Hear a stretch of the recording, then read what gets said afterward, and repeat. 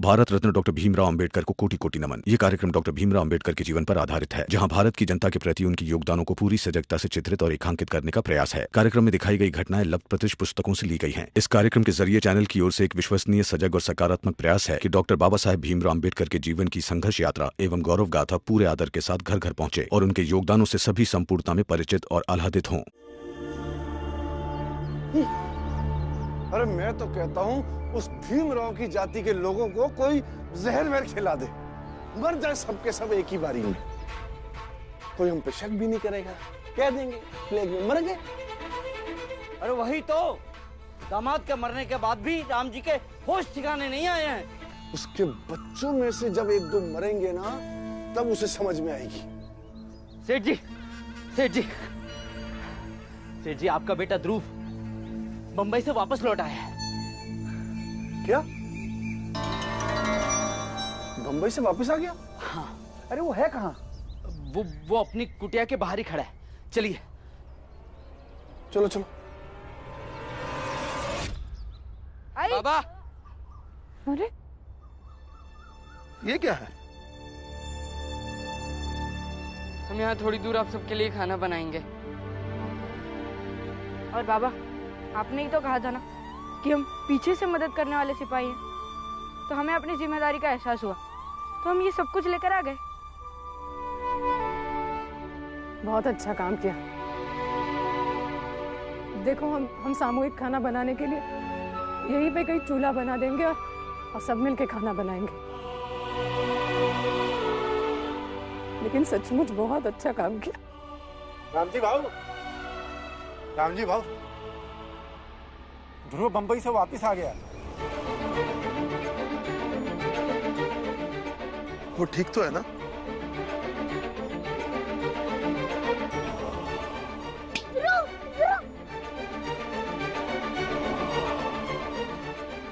चलिए देख के आते हैं। आप लोग बस बाला भैया को बुला दीजिए। आ जाएगा तेरा बाला भैया, लेकिन तू मुंबई से आया कैसे? बाबा, अब मेरे पास मत आइए। अब दूर हटिए मुझसे, दूर हटिए। मेरे पास मत आना, दूर है मुझसे।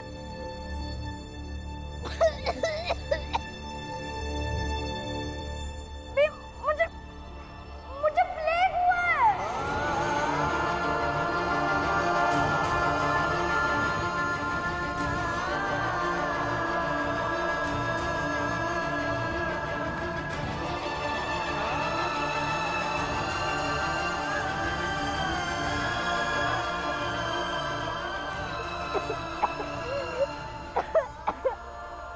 सेठ जी, पीछे आ जाइए, आपके बेटे को प्लेग है। बम्बई के डॉक्टर ने कहा कि अब मैं ज्यादा देर तक बच नहीं पाऊंगा, इसलिए मैंने सोचा कि जब मरना ही है तो यहाँ अपने गांव आके मरूं, उन लोगों के बीच मरूं जिन लोगों ने जीते जी मेरा दाह संस्कार कर दिया, और उन लोगों के पास मरूं जिनके साथ जीकर जिंदगी का प्यार मिला।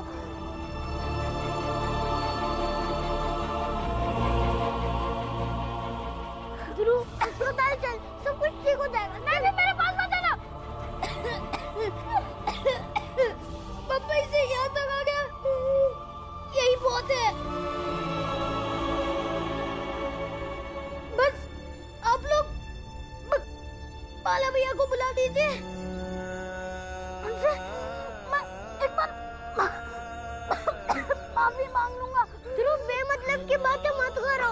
चलो अस्पताल, सब कुछ ठीक हो जाएगा। चलो।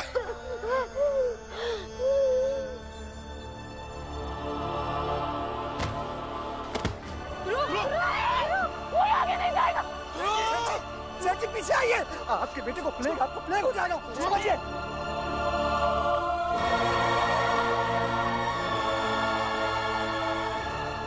ये इसके पापों का प्रायश्चित है। सेठ जी, इसकी आत्मा की शांति के लिए आप सब कुछ कर चुके हैं। इसके पाप आप तो लग जाएंगे सेठ जी, और आपको भी प्लेग हो जाएगा। होने दो, मैं उसको अकेला छोड़ के नहीं जा सकता। छोड़ दो। ये ऊपर वाले का दिया हुआ दंड है सेठ जी। जो आपके बेटे को मिला है उसको तो सहना ही था। आप मत भूलिए, आप किस समाज से हैं। पर वो मेरा बेटा है ध्रुव, मैं उसे ऐसे नहीं छोड़ सकता। छोड़ो जी, दिल पर पत्थर रख लीजिए। विधि के विधान को कोई नहीं बदल सकता। जो हो रहा है, जो होना है, उसे कोई रोक नहीं सकता। चलिए आप यहाँ से, वरना आपको प्लेग हो जाएगा। सेठ जी चलिए। आप लोग इस समय भी ऐसी बातें कर रहे हैं। इस समय सबसे ज्यादा जरूरी है ध्रुव का इलाज करवाना। और हाँ पंडित जी, ये बीमारी की आड़ में ऊपर वाले का नाम बदनाम मत कीजिए। चलिए सेठ जी, ध्रुव चलिए, इन लोग की बातें मत आइए। चलिए अभी संभालिए, चलिए। प्लेग हो जाएगा आपको सेठ जी, समझिए आप बात को। चलिए सेठ जी, अरे संभालिए। बाबा ध्रुव, जल्दी से कुछ करना। रुको, इसे कंबल में लपेटकर अस्पताल ले चलते हैं।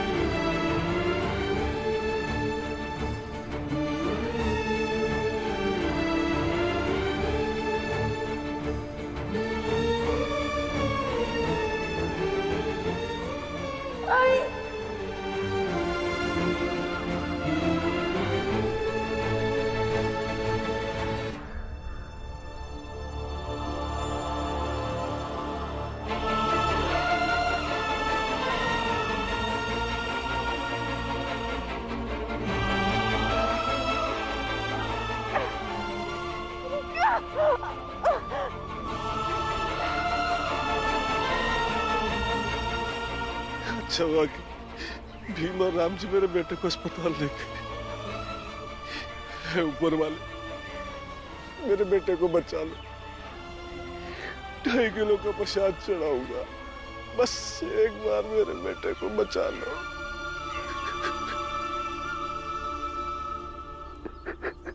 बड़े ही स्वार्थी आदमी हो सेठ जी आप। अपनी ही जात के लोगों को अस्पताल जाने से आप रोकते रहे, और जब भीमराव ने उन्हें समझाने की कोशिश की तो आपने उसी के पीछे प्लेग से बीमार आदमी दौड़ा दिया। और आज जब आपका बेटा अस्पताल जा रहा था तब नहीं रोके। आपकी आंखों में देखकर लगता है सेठ जी कि आज आपको इस बात का संतोष है कि आज आपका बेटा अस्पताल जा रहा है, इसीलिए वो शायद बच जाएगा। कुलकर्णी, ये मेरा निजी मामला है। ध्रुव मेरा बेटा है, वो बात अलग है। भीमराव और राम जी ने मिलकर मेरे बेटे को बरगला के अपनी तरफ कर लिया, लेकिन मैं ये भी नहीं भूल सकता हूं कि मैं किस समाज में रहता हूं। इसके विरुद्ध जाकर मैं अपना धर्म भ्रष्ट नहीं कर सकता। मैं सब समझता हूं सेठ जी, और यूं समझ लीजिए कि आपसे भी ज्यादा अच्छी तरह से समझता हूं, क्योंकि मैं भी तो इसी जाति से संबंध रखता हूं। मैं समझता हूं कि हम लोग कितने कूटनीतिज्ञ हैं, जो अपने फायदे के हिसाब से चीजों को समझाते हैं ताकि चित भी अपनी रहे और पट भी। खैर छोड़िए ये सब। अगर अभी भी आपके दिलो दिमाग में थोड़ी सी भी इंसानियत बची हो ना, तो जाइए और उस राम जी के परिवार को धन्यवाद कीजिए। मैं उन लोगों का धन्यवाद दूंगा। अगर वो लोग ना होते ना, आज मेरा बेटा ध्रुव मेरे पास होता। सबके सब गुनहगार है मेरे, किसी को माफ नहीं करूंगा मैं, किसी को नहीं। और तू कहता मैं उनका धन्यवाद दूं? देख कुलकर्णी, तुझे कई बार समझाया है, मेरे से बेकार की बातें करने मत आया कर, समझा ना? चल निकल।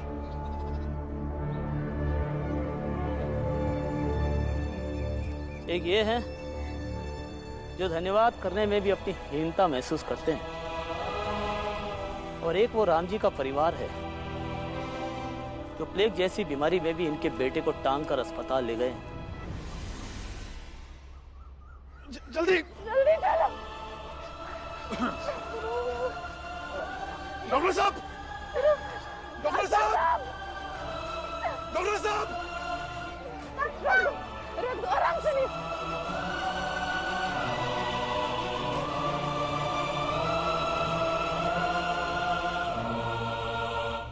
डॉक्टर साहब, इसे देख लीजिए। ये तो आपकी जात का है, आप इसे देख सकते हैं। बस इसका इलाज करिए, इसे ठीक कर दीजिए। नहीं डॉक्टर, नहीं, ये हमारी जात का नहीं है। था पहले कभी, लेकिन इसके कर्मों की वजह से इसे जात बाहर कर दिया गया था। अब ये छोटी जात में शामिल हो गया है, इसलिए आप नहीं देखोगे इसे। इन्हें अपने से ठीक करने दो। देख तो इन्हीं के लोग रहे हैं, हम तो सिर्फ इन्हें इंजेक्शन दे रहे हैं और अपना शुद्धिकरण भी कर रहे हैं। ए हटो, हट हट हट हट। देखो डॉक्टर, अभी तक जो हुआ सो हुआ, लेकिन अब नहीं करोगे, समझे? यहाँ इसकी जान जा रही है और आप ऐसी बातें कर रहे हैं। जाने दो भीम, ये लोग ऐसी बातें करने के लिए बने। मैं देखता हूँ, इंजेक्शन मैं देता हूँ। ऐसा नहीं हो सकता राम जी, इन लोगों के होते हुए हम इंजेक्शन नहीं दे सकते। मैं तुम्हें इसकी दवा देता हूँ, वो तुम इसे खिला दो। बच गया तो इसकी किस्मत है। जाइए, जल्दी जाइए। पुरंजर, खटिया का बंदोबस्त कर। हाँ।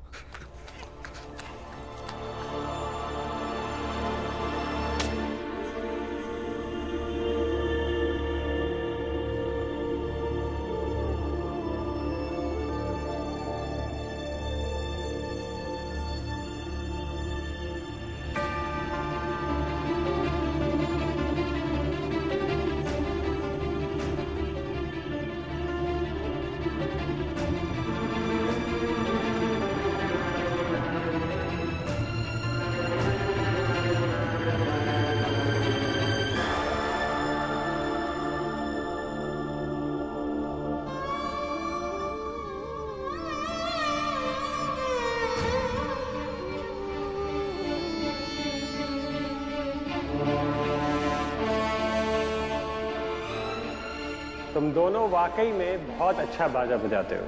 हमने आपस में सलाह करके ये तय किया है कि हमारे साथ बंबई ध्रुव जाएगा।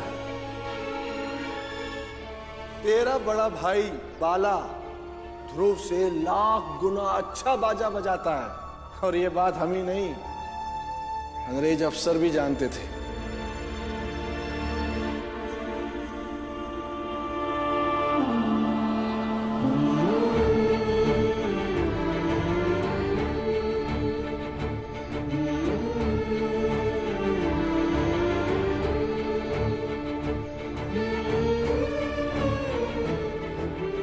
बेटा पकड़, आ गया भीमा भाई, थोड़ा पानी लेना।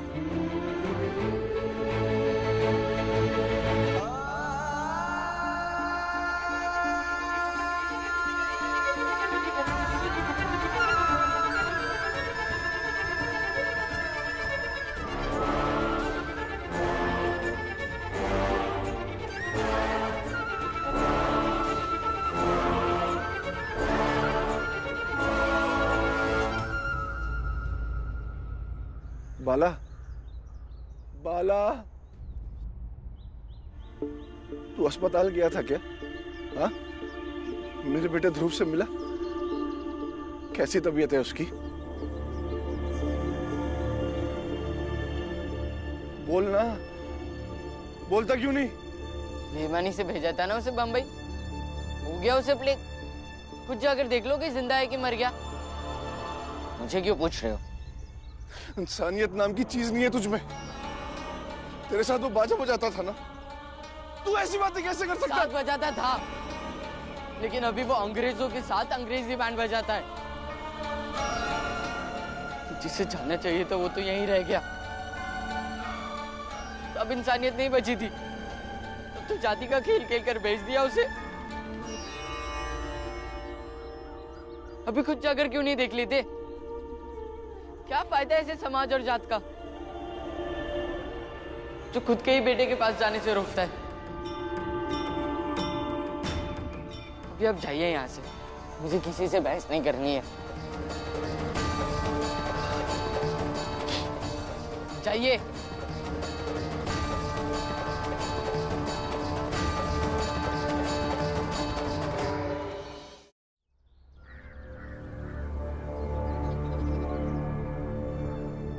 ध्रुव बेटा आंखें खोल, ध्रुव बेटा आंखें खोल ना।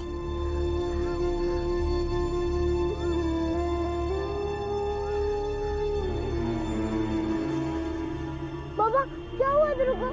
ठीक है ना ध्रुव? डॉक्टर साहब, डॉक्टर साहब,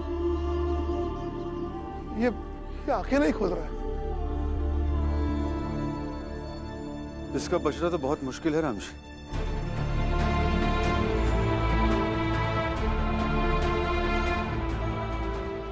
डॉक्टर साहब, हम तो डॉक्टर हैं, जल्दी से कुछ कीजिए।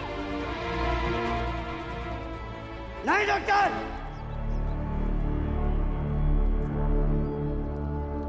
तुम छुओगे नहीं इसे। देखो सेठ जी भी यहीं पर हैं। जब ये एक बाप होकर समाज और धर्म की मर्यादा के लिए सब कुछ देख सकता है, तो तुम भी सिर्फ देखोगे, छुओगे नहीं।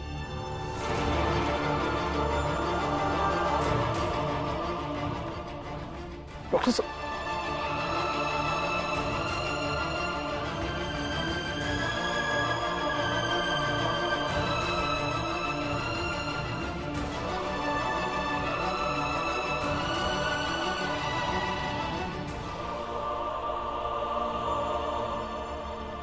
बाला भैया आप यहाँ बैठे, शायद ध्रुव अब नहीं बच पाएगा।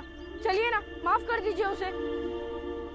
बाला भैया शायद ध्रुव की सांसें ज्यादा देर तक ना चल पाए, शायद वो इसीलिए गांव लौट कर आया कि वो आपसे माफी मांग पाए। बाला भैया ध्रुव हमारा भाई तो नहीं है, लेकिन भाई से कम भी तो नहीं है ना। वो आपको गुरु मानता है। अगर उसे पता होता कि उसके बाबा ने बेईमानी करके उसे भेजा है, तो वो बम्बई कभी नहीं जाता। बाला भैया, बाला भैया क्या इतना छोटा दिल है आपका? क्या उसके बाबा की सजा आप उसे दोगे? बाला भैया चलिए ना, शायद ध्रुवम नहीं बच पाएगा। चलिए ना बाला भैया। अरे बाला भैया, बाला भैया।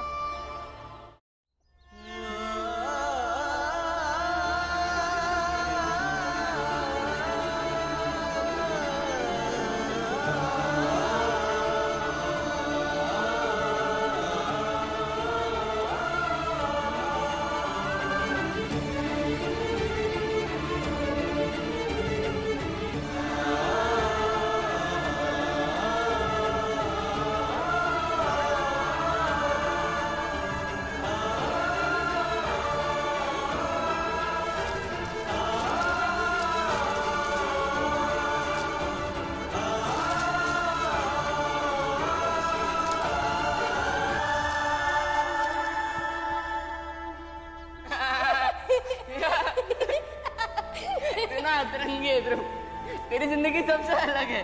हाँ, मेरे साथ साथ ना अजीब अजीब चीजें ही होती रहती है। ये पेड़ देख रहे हो? हाँ, इसमें क्या है? मेरे प्राण। पता है बाला भैया, मैं जब छोटा था तब ना मेरी तबीयत कम खराब होती थी, लेकिन जब होती थी तो भयानक वाली होती थी। अक्सर वैद्य जी भी उम्मीद छोड़ देते थे, लेकिन मेरी आई ना इस खास पेड़ के कड़वे पत्ते को और हल्दी को पीसकर मेरे छाती पे लगाती थी।